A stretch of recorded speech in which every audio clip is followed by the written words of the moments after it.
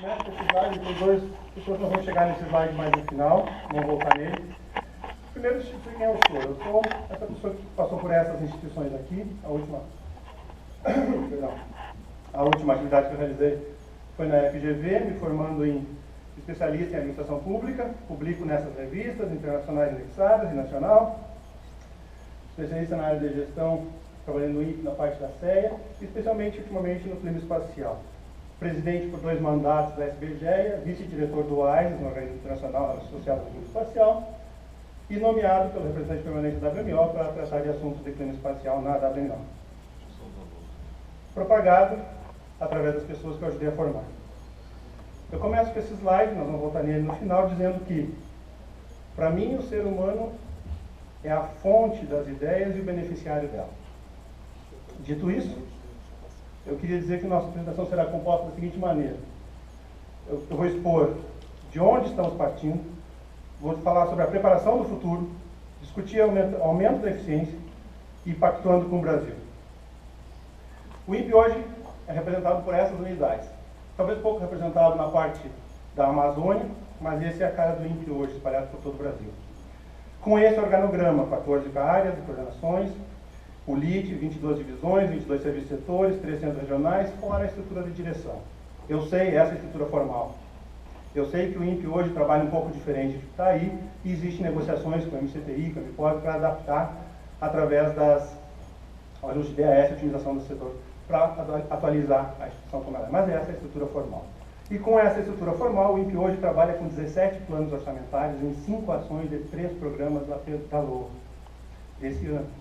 Isso mostra a complexidade e a diversidade da nossa instituição.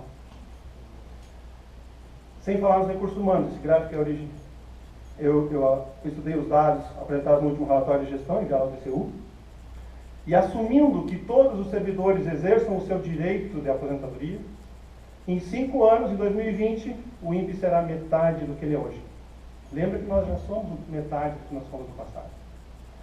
Nós vamos voltar isso lá na frente, quando eu falar no último slide. Mas o que significa, só falar em pessoas, perda de pessoas, o que significa isso em termos de atividade? Assumindo, que é uma pressuposição relativamente válida, que a maior parte dos tecnologistas residam no CTE, na ETE e no LIT, e eu vejo o Amaury falando nas reuniões da direção, o coordenador da ETE, dizendo mais da metade da ETE está envolvida com cibers, mais da metade da ETE está envolvida com cibers. Bem, em 2020 faremos só os cibers. Teremos metade dos tecnologistas. Não estou nem falando das outras áreas igualmente importantes. Na primeira década desse século, nosso orçamento cresceu para 250 milhões. Se procurarem os relatórios, vão encontrar isso. Isso não se sustentou. Nos últimos 5 anos, nosso orçamento caiu de 190, ou 144, para 110 milhões. O que significa isso, em termos de referência? Se vocês procurarem na LOA, está lá, o orçamento destinado para a manutenção do avião presidencial, 130 milhões. O INPE é menos importante que o avião presidencial. Com todo respeito, mas é um avião e uma instituição nacional. A produção intelectual no início da década era essa. O INPE figurava entre as 4 maiores e distante do Butantan, publicando mais de 1000 papers, 1000 papers indexados, e com crescimento positivo naquela barrinha cinza. Isso não se sustenta. Aquele dado foi pegado da FAPESP, esse dado aqui é pego do Tribunal de Contas da União, relatório de gestão do Tribunal de Contas. Nos últimos 3 anos, 2012 e 2014, apesar do crescimento ainda menor que 1, a previsão era 0,64, foi 0,46. A nossa produção, baseado no IPUD, caiu, que é a relação de papers publicados em revistas indexadas sobre o número de pesquisadores envolvidos na pós-graduação. Então, a nossa capacidade intelectual vem reduzindo. E a justificativa está a aposentadoria dos profissionais sêniores e os pesquisadores que restaram, a minha geração, está se envolvendo em administração. E, portanto, temos menos tempo para publicar. Aqui eu começo a segunda parte daqueles 4 tópicos, onde eu digo que eu acredito em uma instituição forte. Graças a Deus eu vi essa notícia na Folha de São Paulo para subsidiar o que eu estou dizendo. Lendo lá, 17 de março de 2006, está lá. Douglas North, Prêmio Nobel da Economia, 1993, disse que As instituições nacionais definem a regra do jogo e, a partir dela, o Banco Mundial desenvolveu os indicadores globais de governança. Então, nesse gráfico aqui, você tem no eixo vertical a qualidade das instituições nacionais, no eixo horizontal, o PIB per capita de um país. Esses pontinhos, cada um deles representa um país. O Brasil está ali, marcado em amarelo. Veja, existe um certo alinhamento. É correto essa situação, não é porque o cara ganhou o prêmio Nobel, 93. Então, veja, se o INPE deixar de ser uma instituição forte, nós não estamos simplesmente diminuindo a nossa capacidade no setor aeroespacial. Nós estamos contribuindo para a queda do PIB per capita do nosso país. E aqui eu chamo a comunidade para uma discussão. Se cair realmente, nós deixamos de ser pujantes, deixamos de contribuir para o PIB e passamos a ser um peso para o país. E aí cabe a discussão. Então fecha. Se é um peso, se é uma dívida, fecha. Ou nos deem as condições para trabalharmos. Se a condição for dada, e daqui para frente eu vou apresentar como eu acho que essa condição tem que ser dada, eu acho que essa instituição pode sim contribuir para o aumento do PIB nacional. Começando por uma reforma na instituição. Eu acho que nós temos que ter 3 diretorias, um diretor-geral e 3 diretorias, eu já vou explicar ela na sequência, mas o diretor-geral, o papel dele é sair do instituto. Ele tem que estar em Brasília, no exterior, promovendo a instituição, captando recursos, trazendo mais insumos para a instituição. Diminuindo o trabalho de busca que cada um dos pesquisadores faz com uma formiguinha, fazendo de forma institucional. E essa reforma viria usando as ideias atuais, sem aumento de custo. Lembra que eu falei que existe uma discussão para adequar? Então por que não adequar com otimização? Por que não fazer isso? A diretoria de espaço e acesso ao espaço englobaria as áreas do Centro de Rateio e Controle, o LAPULIT, a CTE, a CEA e a ETE, com o principal objetivo de desenvolvimento tecnológico e o estudo e o acesso ao espaço. E ela diz quais que são realmente as áreas que atuam como a NASA, as atividades que a NASA faz, por isso que a NASA está ali ilustrando o que seria essa diretoria, o modo dessa diretoria. E quanto à diretoria de aplicações espaciais, ficaria com a CCST, Coordenação da Observação da Terra, Centro de Previsão do Tempo Climático, que teria por moto desenvolver produtos através do acesso ao espaço, como é hoje, só que organizado, com mais força, com mais presença, com mais voz. As demais ficariam sobre a diretoria administrativa. Nós temos todo o planejamento e controle orçamentário, toda a área de TI no quadro abaixo, no quadro à direita, a divisão de gestão de pessoas, o conforto dos nossos servidores, e a infraestrutura interna, mantendo a instituição para a qualidade que ela é. E essa, então, promoveria o bem-estar administrativo das demais. Além disso, nós teríamos uma coordenação geral de programas e projetos. Aí enquadram-se a serviço de pós-graduação. Em destaque ali, porque eu vou voltar nesse serviço de pós-graduação quando eu falar da parte de insumos para a indústria. E as demais, centros regionais, Antártico, Amazônia, Embrace, o Balões, o Cibers e a divisão de geração de imagens, que muda de nome e integra um centro de missões que eu proponho seja criado já indo para a terceira parte da minha apresentação, que é aumentando a eficiência. Aumentando a eficiência, nós temos, eu peguei uma publicação, 2014, é um handbook, eu não sou especialista na área de TTIT, na parte de segmento de solo, mas, se você estudar um pouco, acredito que qualquer ser humano é competente, lembra, o ser humano é o núcleo e a fonte das ideias. Um handbook está lá, 2014, publicação, tem um núcleo, segmento de solo, unificado. Então eu entendo por que algumas coordenações, por que existem estações de recepção de satélite com a CEA, estação de recepção de satélite com a ABT, estação de recepção de satélite no sul, no norte, cada um com... Por que não unificar? Por que não otimizar? Fortalece o CSR e organiza a casa. Faz uma busca na internet e estão lá. Simples. Google. Todos os centros de emissões fácil. Vamos usar como benchmark, fazer uma pesquisa que eles fazem, será que nós somos tão importantes ou tão bons que não podemos ver o que os outros estão fazendo?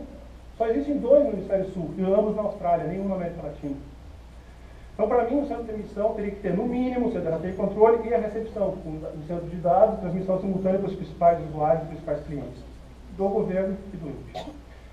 Certamente, a necessidade de discutir a relações interinstitucionais devem passar parte dessa ajeitando a casa. O INPE precisa assumir o seu papel de decisor no modelo de implementação. E nossos assessores precisam oferecer alternativas e múltiplas soluções. Em caso de divergência, um caminho deve ser apontado. A nossa relação com a AEB tem que ser fortalecida.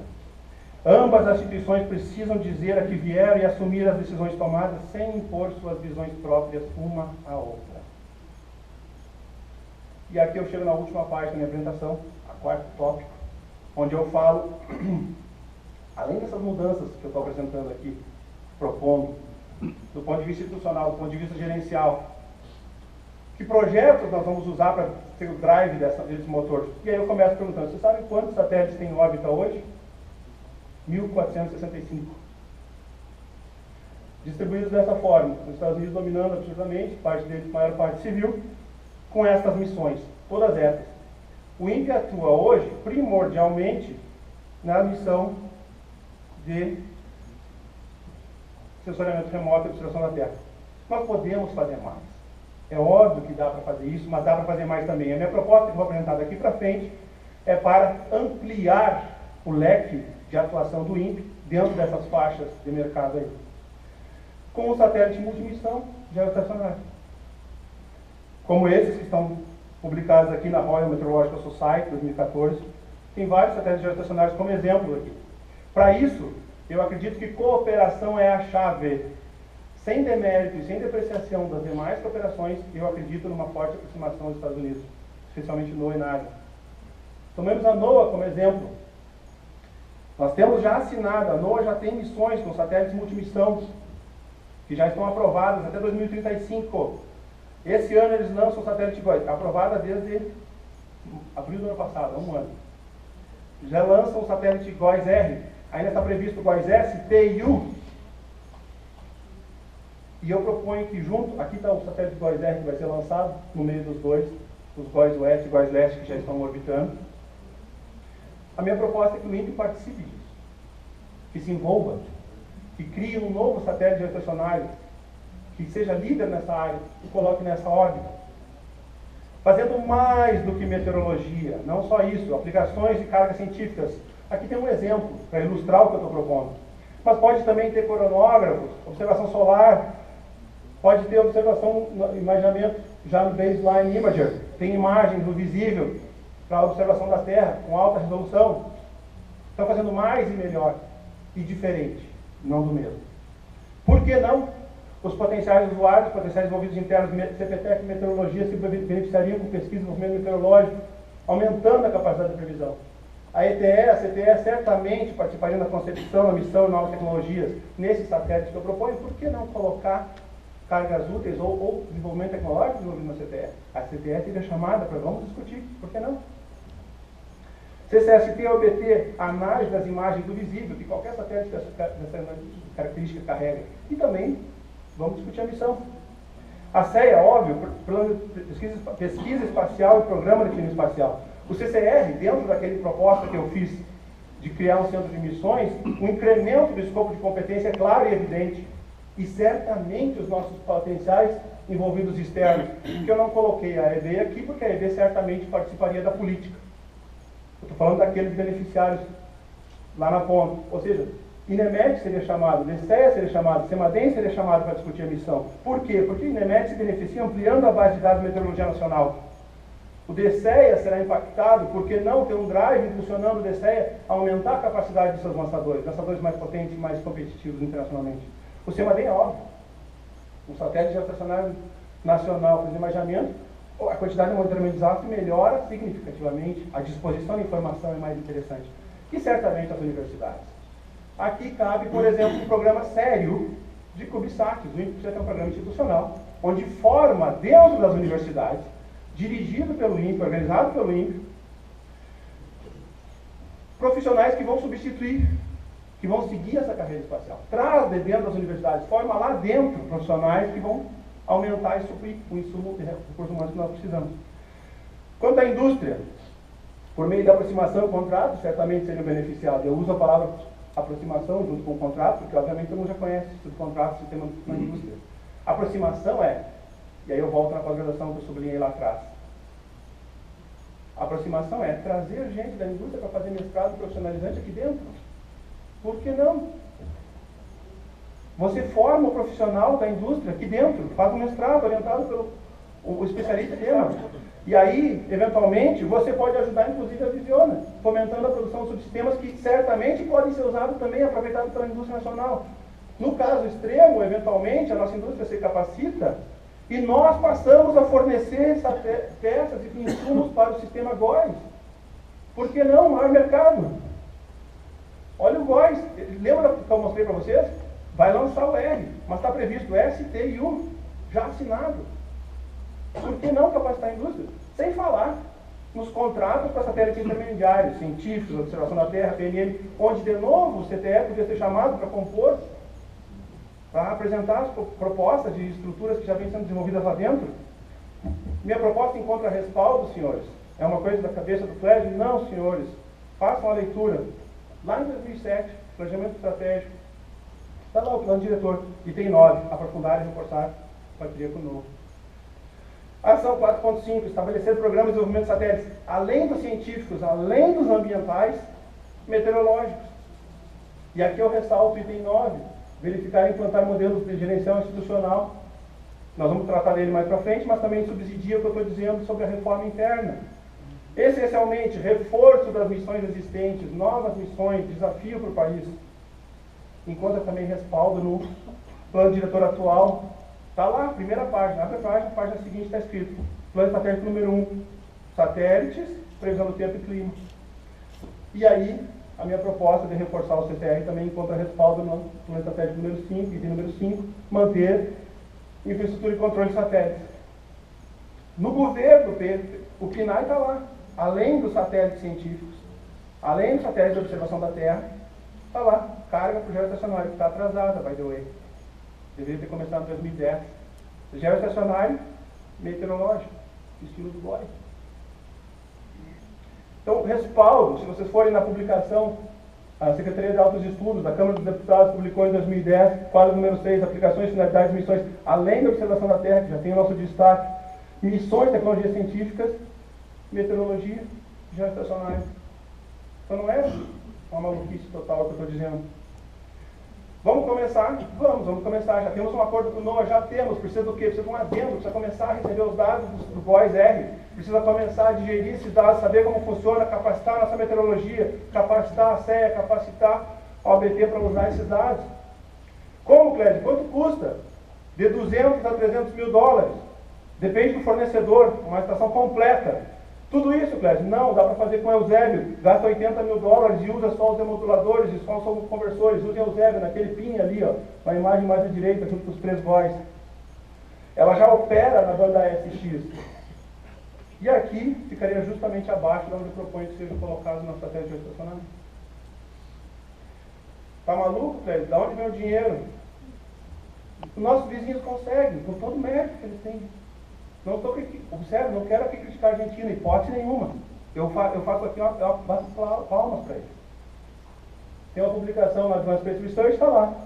4 satélites de aplicações, 2 satélites geoestacionários, novas famílias de satélites sendo desenvolvidas, 2 satélites de observação da Terra, conjunto de satélites de alta revisita e querem o próprio lançador, que se chama Tronador. E aqui eu chego no meu último slide,